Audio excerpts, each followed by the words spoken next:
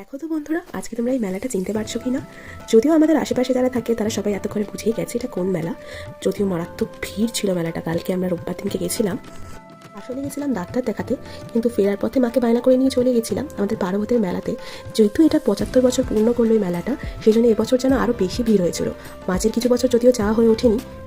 সাথে আমরা মন্দিরও দর্শন করে নিয়েছিলাম, দাদা সরতার যে মন্দির রয়েছে, 12 ভূতের মন্দির।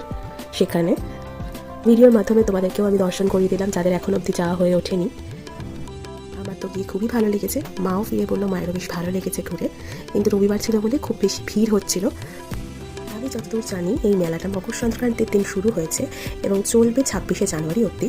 যারা এখন অবধি যেতে চাও, এখন অবধি যাওয়া হয়ে ওঠেনি, তারা এর মধ্যে কিন্তু ঘুরে আসতে পারো। এছাড়া যাদের ঘোরা হয়ে গেছে তারাও লিখে জানাতে পারো তাদের কেমন লাগলো ঘুরে। তারপরে আমরা দর্শন করে মোমো খেয়ে বাড়ি চলে এসেছিলাম। ভিডিওটা কেমন লাগলো জানিও, পরের ভিডিওতে দেখা হচ্ছে। বাই।